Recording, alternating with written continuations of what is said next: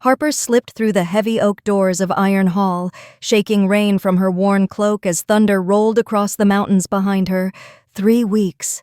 That's how long it had been since she'd severed the bond with Noah and reclaimed her wolf, and she was finally starting to feel like herself again. Tonight was supposed to be a quiet celebration. Just her, a warm meal, and the knowledge that tomorrow morning she'd begin her apprenticeship with Master Alara, the most respected healer in the Northern Territories. Real purpose. The kind she'd dreamed about since she was a girl, before everything with Noah had slowly drained her wolf's spirit along with her will to fight.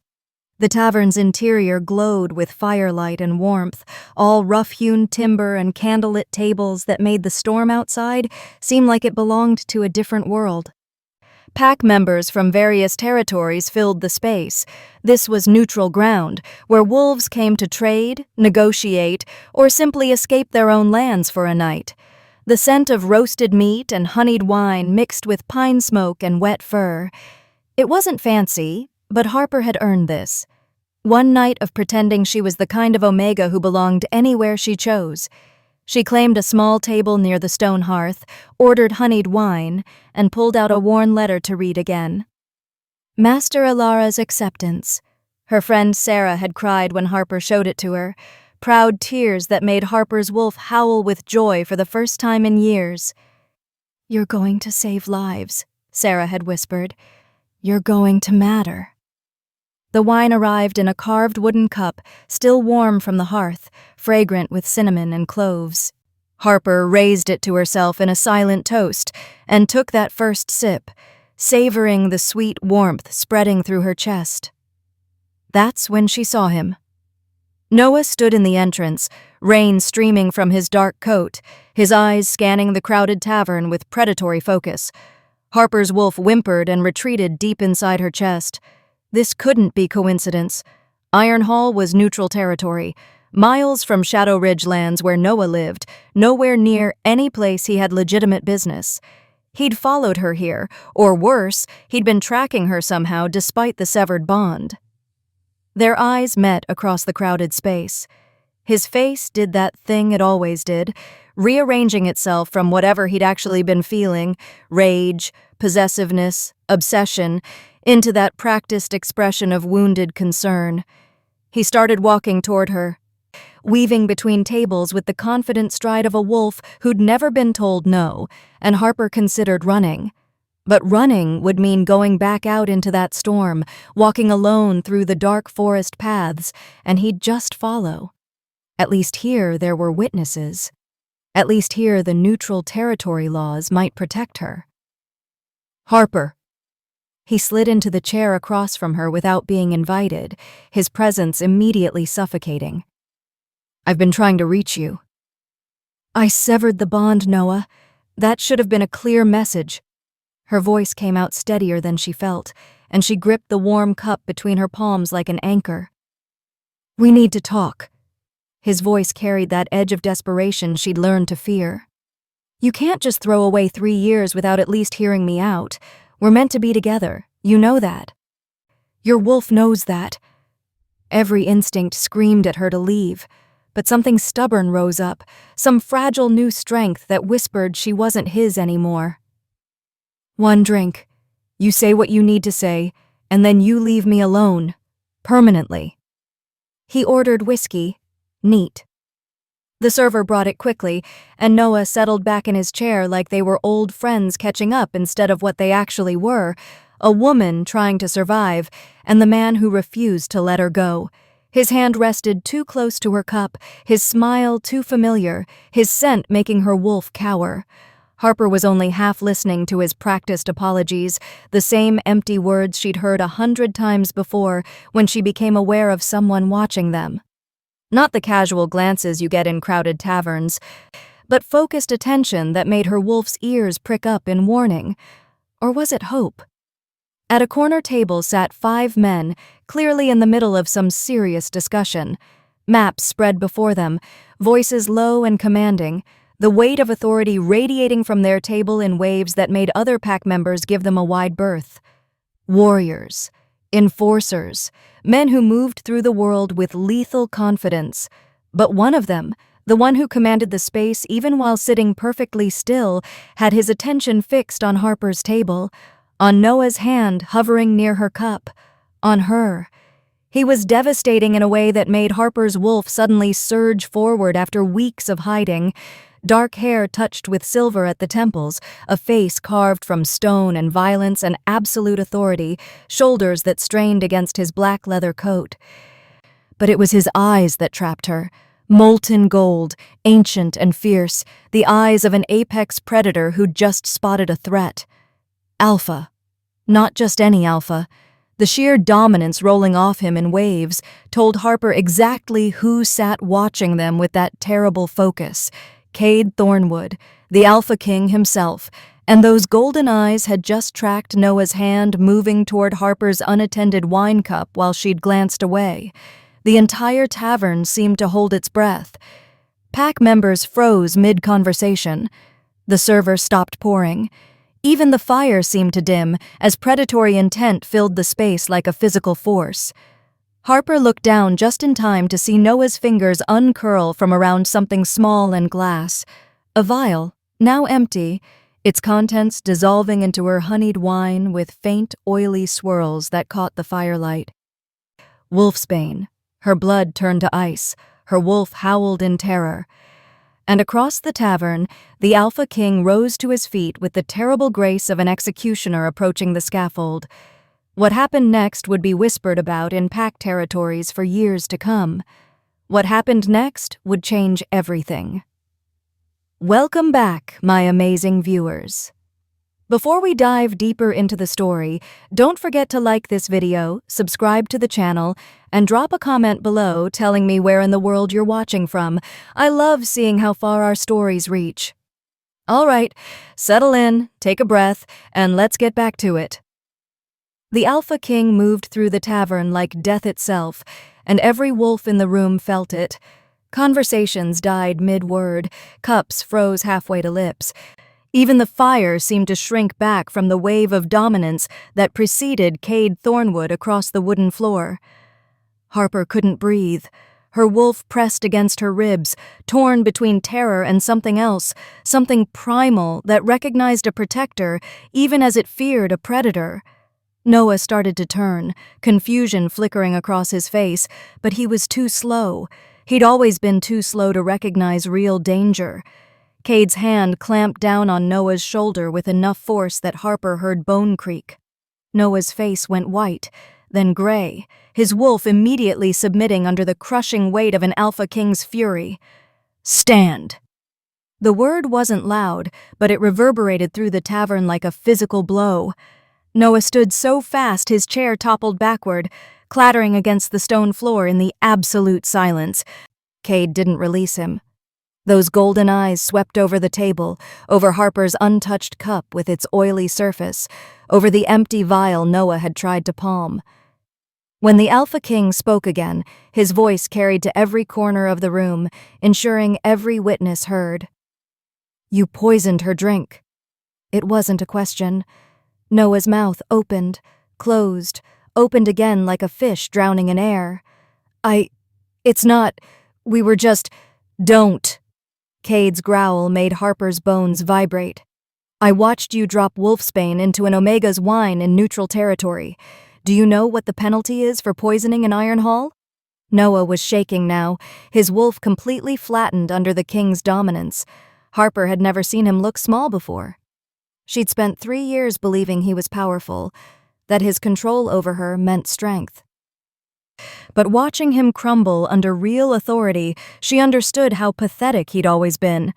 Kade released Noah's shoulder only to grab the poisoned cup. He thrust it toward the trembling man with lethal calm. Drink it! The tavern erupted in whispers that died immediately when Kade's eyes swept the room. Noah stared at the cup like it was a coiled viper. Please, I can't. It was just supposed to make her compliant. I wasn't going to. Drink it, or I'll pour it down your throat myself. There was no mercy in those words, no negotiation. You chose to use poison. Now you'll taste it. Harper should have felt satisfaction. Some part of her did. But mostly she felt numb, watching Noah's hands shake as he raised the cup to his lips. He drank in small, desperate sips, and Kade didn't let him stop until the cup was empty. The effect was immediate. Wolfsbane attacked the connection between human and wolf, severing the bond that made them whole. Noah collapsed to his knees, gasping, his eyes glazing as his wolf retreated into unreachable darkness. He'd survive. The dose had been measured for control, not death, but he'd feel fractured and hollow for days. Kade gestured to two massive warriors who'd materialized from his table. "Take him to the healers. Keep him under guard. When he's stable, escort him back to Shadow Ridge with a message for their alpha. If anyone from his pack crosses into my territory again, I'll consider it an act of war." The warriors dragged Noah away without ceremony. Only then did Kade turn to Harper, and the full weight of his attention made her wolf whimper and surge forward simultaneously. Up close, he was even more devastating. Scars traced his jawline, speaking of battles survived. His scent, pine and winter storms and something ancient, wrapped around her like a physical presence. But his eyes, those molten gold eyes, held something unexpected. Grief, understanding, rage on her behalf. "Are you hurt?" His voice had gentled, though the authority never left it. Harper shook her head, not trusting her voice. Her hands were still trembling around her empty cup. Kade pulled out Noah's abandoned chair and sat, making himself less threatening, though nothing could truly diminish his presence. "My name is Kade Thornwood. I'm offering you sanctuary in the northern fortress. You're not safe alone, not after tonight." "I don't understand why you— 5 years ago, my sister was killed by her mate." The words came quiet, brutal in their honesty. "He isolated her, controlled her, and when she finally tried to leave, he made sure no one else could have her. I was 2 territories away, handling a border dispute I thought mattered. I've carried that failure every day since." Harper's throat tightened. She saw it clearly in his face. This wasn't about her. She was a chance at redemption he'd never thought he'd get. "If I go home," she whispered, "he'll find me." "I know." Kade's expression was granite and promise. "That's why you're not going home." The Northern Fortress library smelled of old leather and mountain air, thousands of volumes packed into carved shelves that stretched toward vaulted ceilings. Harper had been there for 3 days, sleeping in a guest suite that was larger than her entire cottage, eating meals she didn't have to prepare, and trying to understand exactly what kind of man had inserted himself into her life. The pack archives told a complicated story.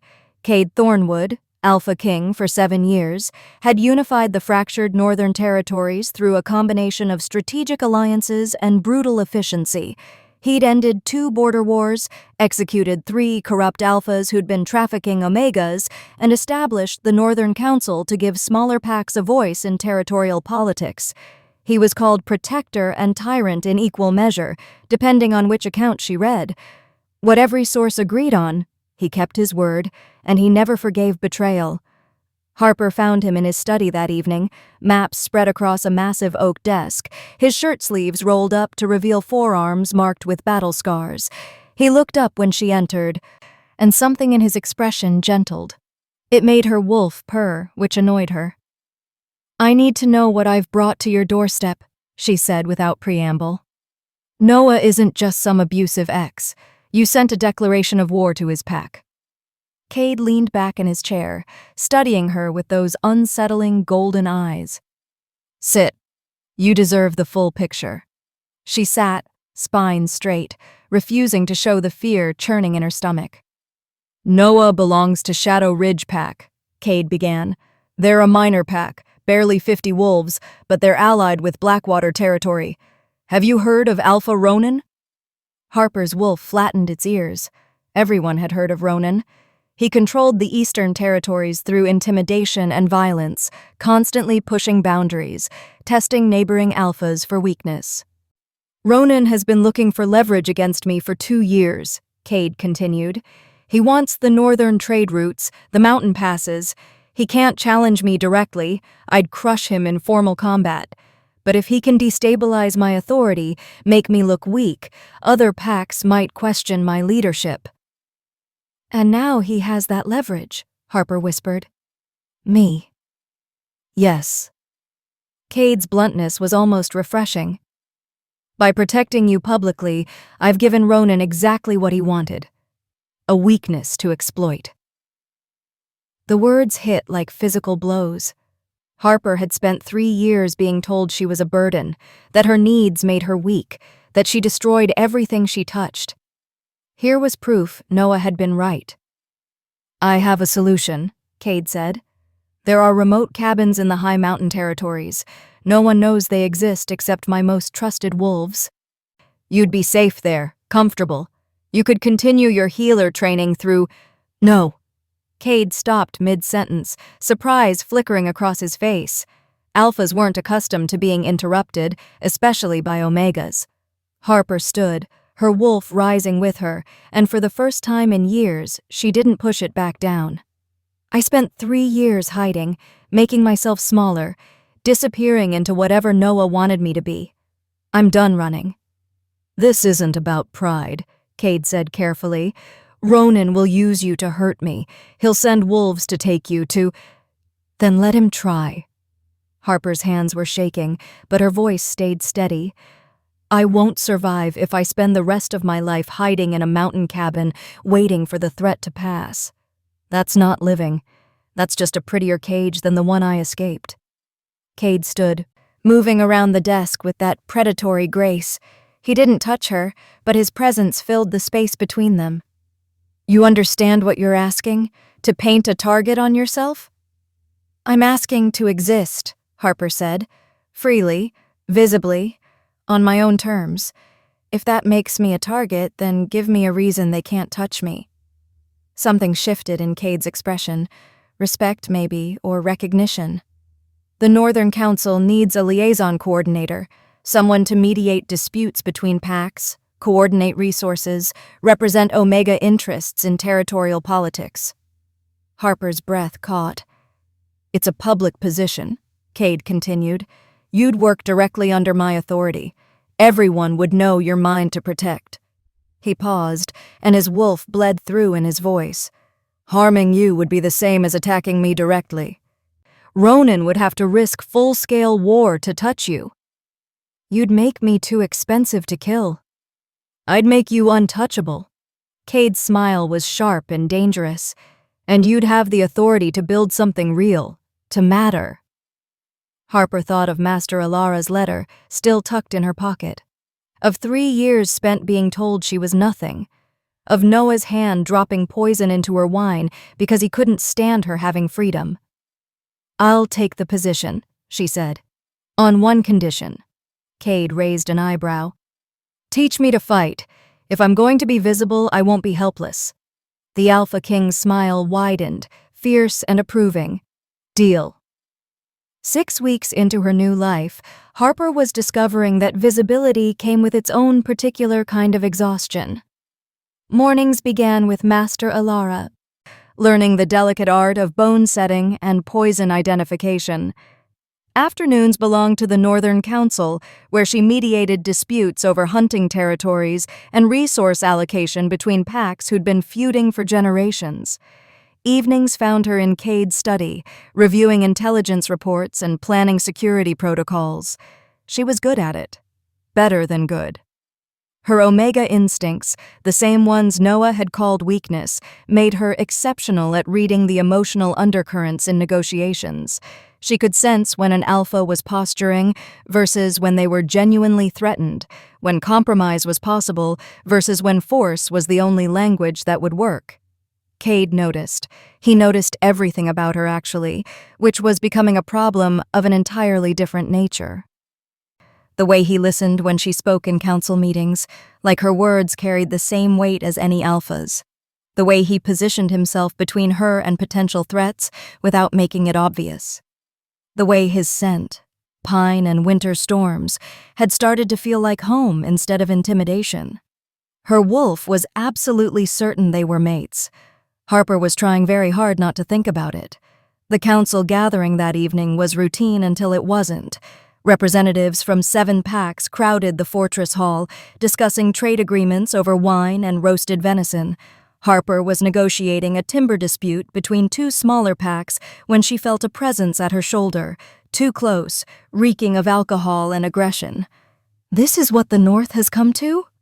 The warrior was massive, scarred from one of the eastern border packs. His words slurred slightly. Taking advice from Omegas? Maybe Ronan's right about Thornwood going soft. Harper turned carefully, keeping her voice level. I'm the liaison coordinator. If you have concerns about council policy, you can file a formal— His hand shot out and grabbed her wrist, yanking her close enough that she could smell the whiskey on his breath. I'm not filing anything with you, little Omega.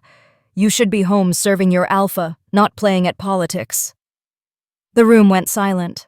Harper's training with Marcus, Kade's beta, kicked in automatically. She twisted her wrist in the specific way he'd taught her, breaking the grip, and stepped back. But she wasn't fast enough to avoid the warrior's other hand catching her shoulder, his claws extending, territorial aggression bleeding through his human form. Then Kade was there. Harper had seen the Alpha King angry before, had watched him dress down subordinates and stare down rival alphas. This was different. This was primal rage given form, dominance so absolute it drove every wolf in the hall to their knees. Everyone except Harper, who found herself pulled behind Kade's body, sheltered by his presence as he faced the warrior. You put your hands on her. Kade's voice was barely human, his wolf so close to the surface that his eyes had gone completely gold. In my hall, under my protection. The warrior was on his knees now, neck bared in submission, but Kade wasn't done. He hauled the man up by his throat, claws extending to press against vulnerable flesh. She carries my authority. Touching her is the same as challenging me, so challenge me, right now. Let's see how that works out for you. Alpha, please. The warrior couldn't even finish, terror choking his words. Get out of my territory, Kade snarled. Tell your alpha that the next wolf who disrespects my liaison coordinator won't leave alive. Marcus and 2 other guards dragged the warrior away. The gathering dispersed quickly, nervous energy crackling through the hall. Harper stood frozen, adrenaline still flooding her system, watching Kade's chest heave as he fought for control. He turned to her, and the intensity in his eyes stole her breath. Are you hurt? No, I'm fine. Her voice came out shakier than she wanted. You didn't have to. Yes, I did. He moved closer, his hand coming up to cup her face with devastating gentleness. Harper, you need to understand something. When he put his hands on you, my wolf— He stopped, jaw clenching. I'm trying to give you space. To let this be professional. But I can't— Can't what? Can't pretend anymore that protecting you is just about redemption. That you're just a responsibility. His thumb brushed her cheekbone, and Harper's wolf was singing. You're mine. My wolf knows it. I think your wolf knows it too. Harper should step back. This was complicated, dangerous. She was still healing from Noah. This was the Alpha King, and she was supposed to be establishing her independence. Instead, she rose on her toes and kissed him. Kade made a sound low in his throat, surprise giving way to hunger. His arms wrapped around her, pulling her against his body as he deepened the kiss. It wasn't gentle. It was claiming, possessive, a promise and a brand all at once. Harper felt the bond snap into place between them, invisible threads weaving their wolves together. When they finally broke apart, both breathing hard, Kade pressed his forehead against hers. You're sure? Harper smiled, feeling more certain than she'd felt about anything in years. I'm sure. The intelligence report arrived 3 days before the lunar summit, delivered by one of Kade's scouts who'd infiltrated Blackwater's outer territories. Harper watched the color drain from Kade's face as he read it, his knuckles going white around the parchment. What is it? She asked, though her wolf already knew. Predators could always sense when they'd become prey.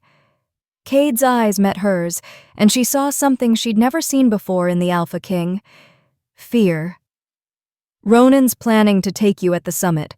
He's convinced half a dozen minor alphas that I've been compromised, that protecting an omega makes me weak.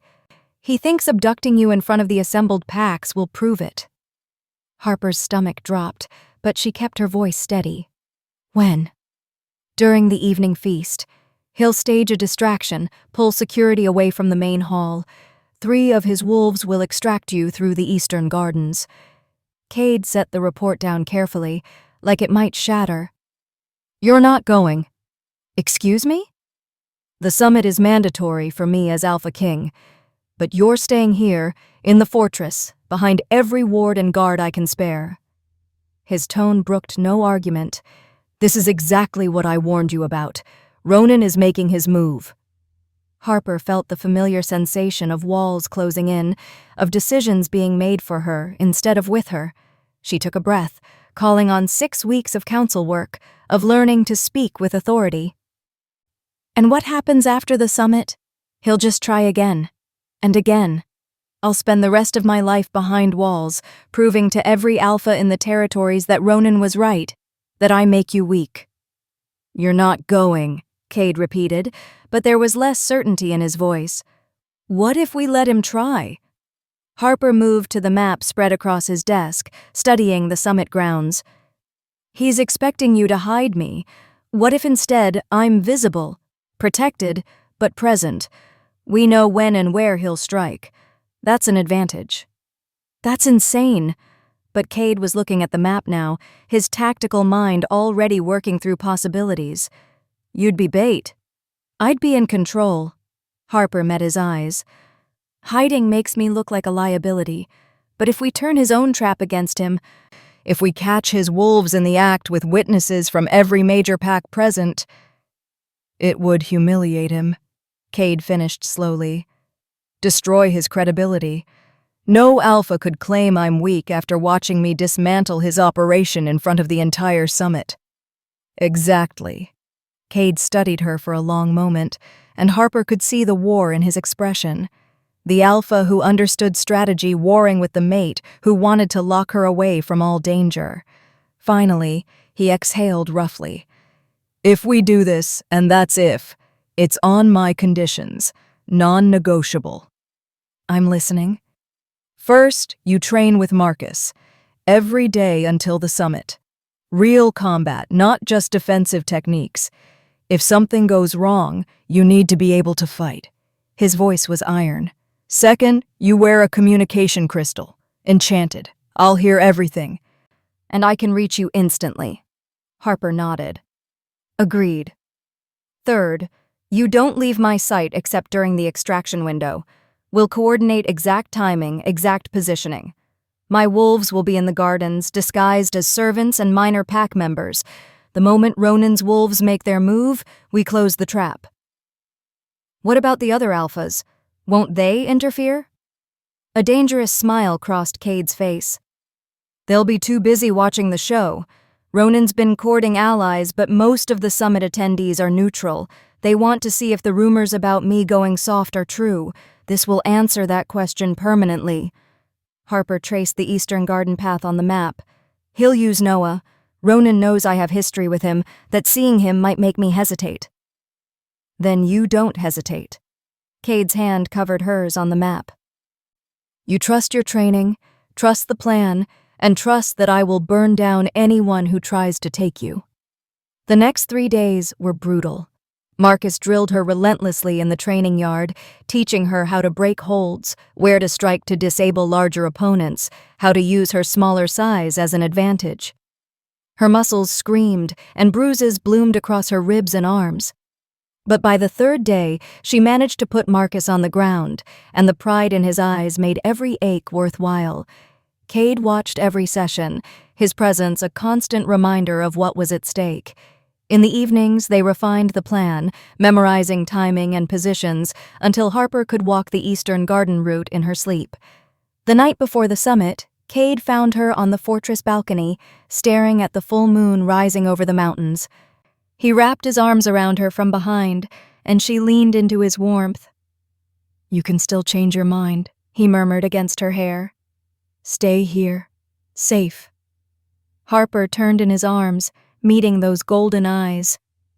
I'm already exactly where I'm supposed to be. The bond between them hummed with certainty, with trust, with something that felt terrifyingly like fate. Tomorrow, they'd show Ronan and every Alpha at the summit exactly what happened when someone tried to use an Omega as a weakness. Tomorrow, Harper would prove she was anything but.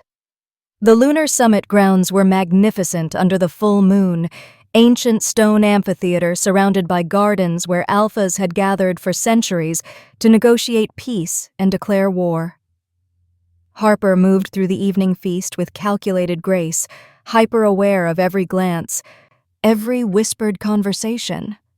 The communication crystal hung against her sternum, hidden beneath her formal gown, its subtle warmth a constant reminder that Kade was listening. He sat at the high table with the other major Alphas, looking every inch the king in his ceremonial leathers.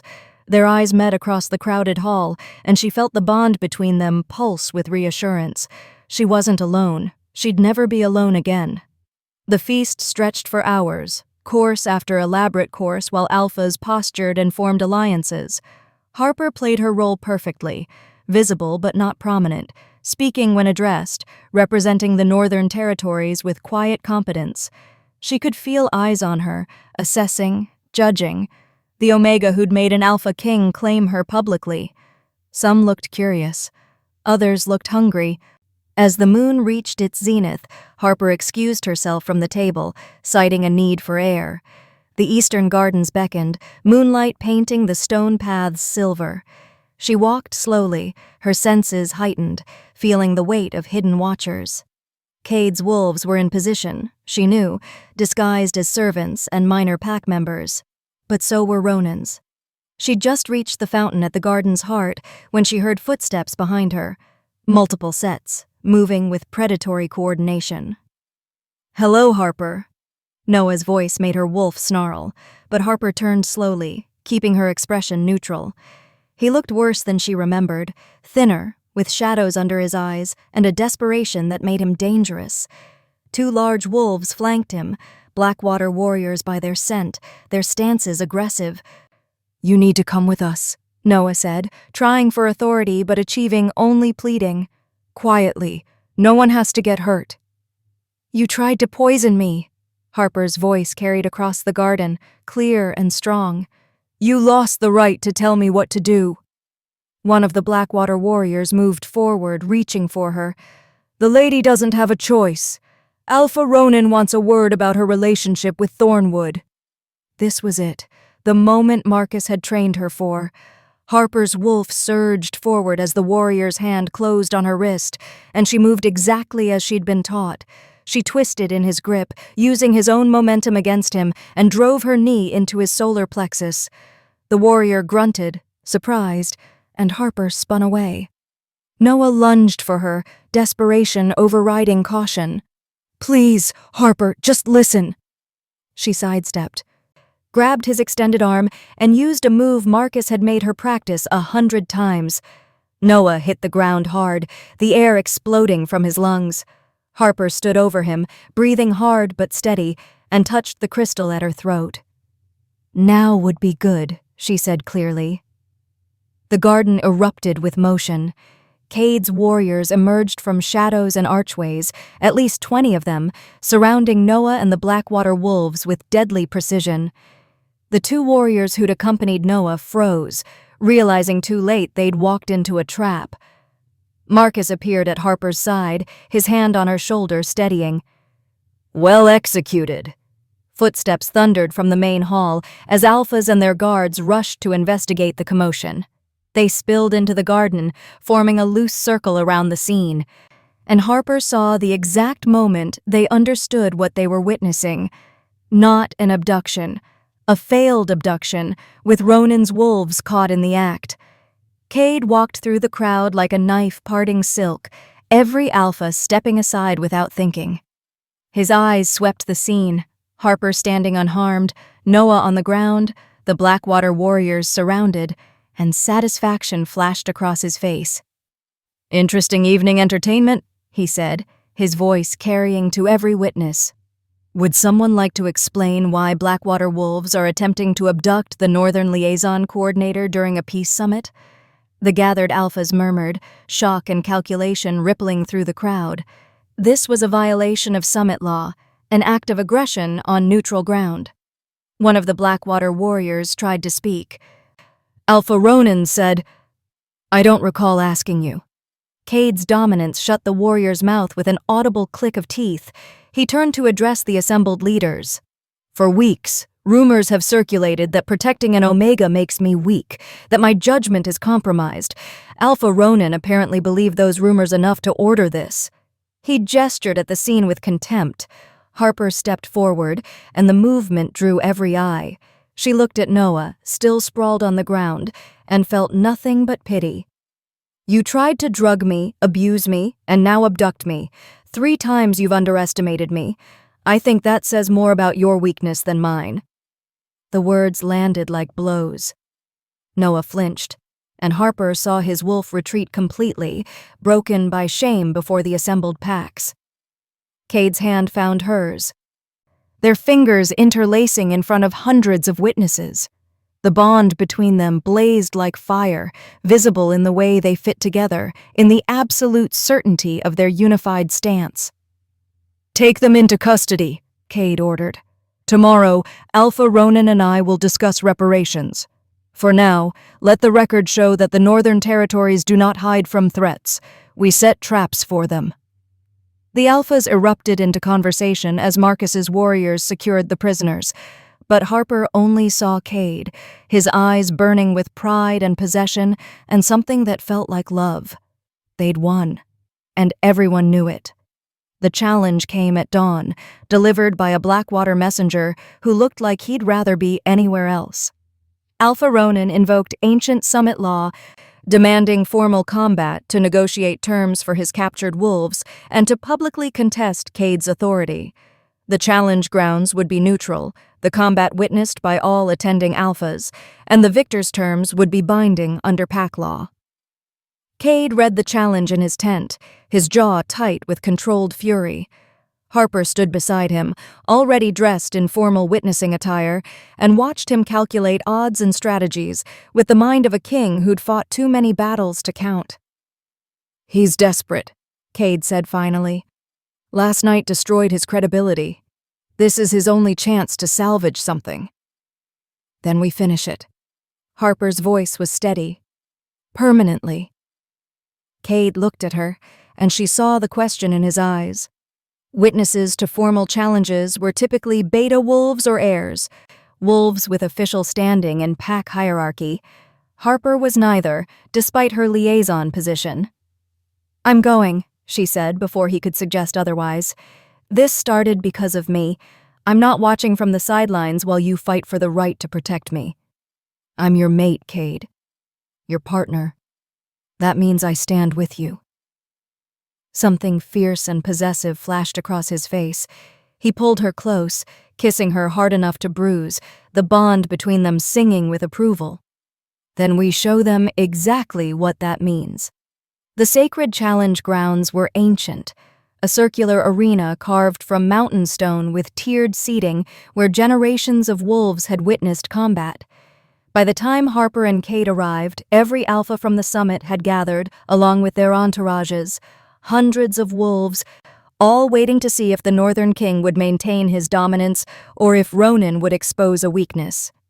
Ronan stood in the center of the arena, his beta beside him, radiating aggressive confidence. He was massive, scarred from dozens of territorial fights, his dark eyes calculating as Kade descended the stone steps.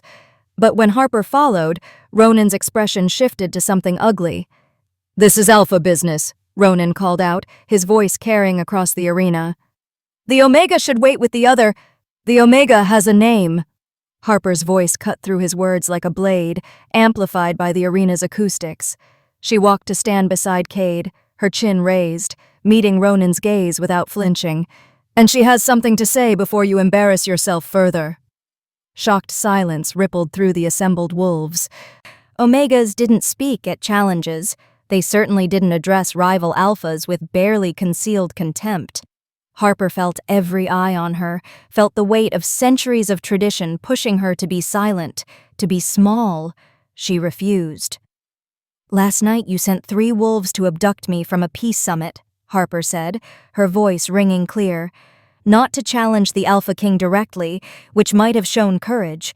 You targeted an Omega because you thought it would make Kade look weak. Instead, you proved your own cowardice to every Alpha here."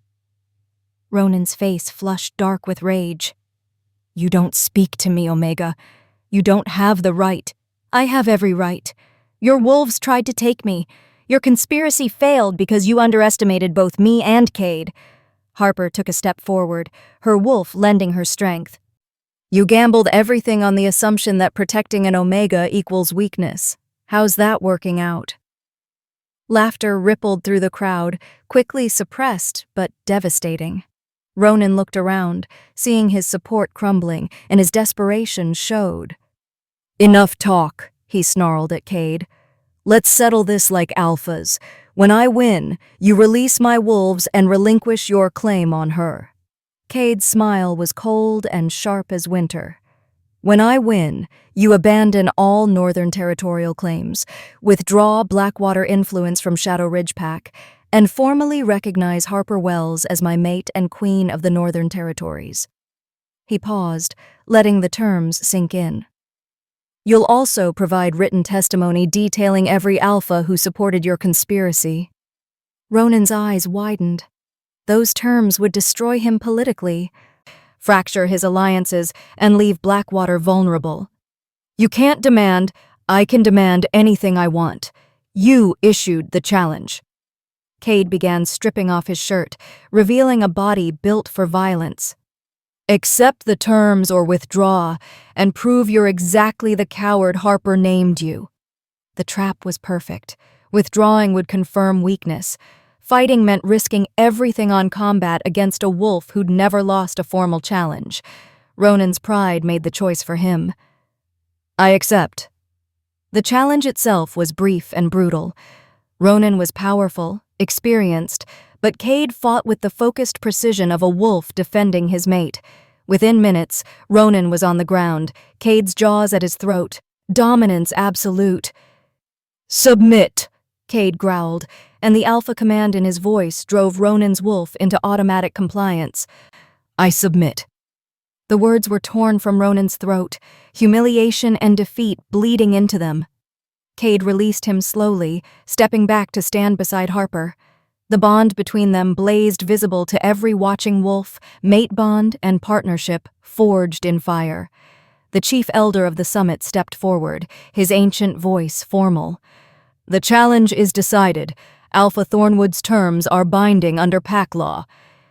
Harper watched Ronan struggle to his feet, watched him sign the treaty with shaking hands, and felt the weight of months of fear finally lift. It was over. They'd won not just the challenge, but the war. 3 months after the summit, Harper's life had transformed into something she'd never imagined possible. Her mornings were spent in Master Alara's clinic, where she'd progressed from apprentice to junior healer, her hands steady as she set bones and mixed remedies that saved lives. Afternoons belonged to council work, where alphas who'd once questioned her authority now sought her mediation in their disputes. Evenings were Kade's, stolen moments between royal duties where they learned each other in ways that went beyond the mate bond. She was queen now, formally recognized by every pack in the Northern Territories and beyond. The title still felt strange, but the work felt right. She'd established healing outposts in smaller packs, created protection protocols for Omegas in abusive situations, and somehow become exactly what Master Alara had promised, someone who mattered. The fortress had become home, filled with wolves who'd become family. Marcus taught her advanced combat every week, pride evident in his eyes each time she improved. The council members brought her tea during long negotiations and defended her authority without being asked. Even the kitchen staff had adopted her, insisting she needed to eat more, that queens required proper nourishment. But it was Kade who'd shown her what partnership truly meant. Not control disguised as protection, but trust. He consulted her on territorial decisions, deferred to her judgment on Omega welfare, and stood beside her as an equal even when tradition dictated he should stand above. The bond between them had deepened into something that transcended instinct, a choice they made every day to choose each other. Which made it strange when he asked her to accompany him on a territorial inspection 3 hours away on the night of the full moon. Marcus's knowing smile suggested this was anything but routine, sir. They rode in comfortable silence, their horses picking careful paths through mountain trails Harper had traveled dozens of times during her months as queen. But when the forest opened to reveal the Iron Hall Tavern, its windows dark and empty, her breath caught. "Kade, what?" "I bought it 2 months ago," he said, dismounting and helping her down with gentle hands. "The owner was retiring, and I couldn't stand the thought of someone else owning the place where my entire world changed." Harper's throat tightened as he led her to the door, producing a key and pushing it open. Moonlight streamed through the windows, illuminating the space where she'd celebrated her healer apprenticeship, where Noah had poisoned her wine, where Kade had intervened and rewritten her fate. The interior was exactly as she remembered: rough-hewn timber, stone hearth, carved wooden tables. But it was empty now, silent, waiting. Kade turned to face her in the center of the room, and the expression on his face made her wolf sing. Vulnerability and certainty, love and possessive claim, all mixed together in those golden eyes she'd learned to read better than any text. "This is where I first saw you," he said quietly. "Where my wolf recognized its mate before my human mind caught up. Where I watched someone try to destroy you and knew I'd burn the world before I let that happen.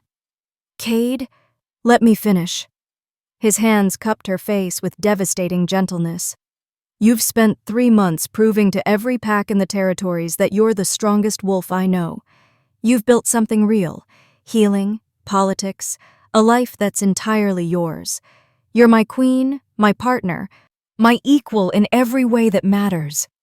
He dropped to one knee, and Harper's heart stopped. "But you're not officially my mate.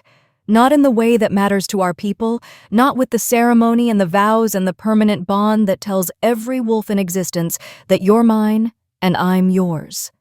His voice roughened with emotion. "Harper Wells, will you let me stand beside you under the next full moon, before our entire pack, and formally claim you as my mate for the rest of our lives?" Tears blurred Harper's vision, joy and disbelief and absolute certainty crashing through her in waves. She dropped to her knees in front of him, framing his face with her hands, feeling the bond between them pulse with anticipation. "Yes," she whispered. "Yes, 1,000 times yes." Kade kissed her like he was drowning, and she was air. Desperate and claiming and reverent all at once. The bond flared between them, sealing a promise that had been building since the moment he'd forced Noah to drink poisoned wine, since he'd offered sanctuary, since he'd seen her strength and called it exactly what it was. When they finally broke apart, both breathless, Kade pressed his forehead against hers. "I'm going to turn this place into something beautiful. A healing center, maybe, or a sanctuary for wolves escaping abuse. Something that transforms the worst night of your life into something that helps others." Harper's tears spilled over, because of course he would think of that. Of course he would take her pain and turn it into purpose. "I love you," she said, the words feeling simultaneously inadequate and perfect. "My king, my mate, my partner." "I love you," he replied, and the bond between them sang with the truth of it. "My queen, my miracle, my home." 1 month later, under the full moon, surrounded by hundreds of wolves from across the territories, Harper and Kade stood in the fortress courtyard and spoke the ancient mating vows. Master Alara officiated, tears streaming down her face. Marcus stood as witness, pride radiating from every line of his body. Even former rivals attended, drawn by curiosity or politics or genuine respect for what they'd built. But Harper only saw Kade, his hands holding hers, his wolf twining with hers as the bond became permanent and unbreakable. When the ceremony concluded and he kissed her before their assembled pack, the cheers shook the mountain. She was Harper Thornwood now, Queen of the Northern Territories, healer and mediator, and the Omega who'd refused to be a victim. The girl who'd walked into Iron Hall seeking quiet celebration had become a woman who stood before kingdoms without fear.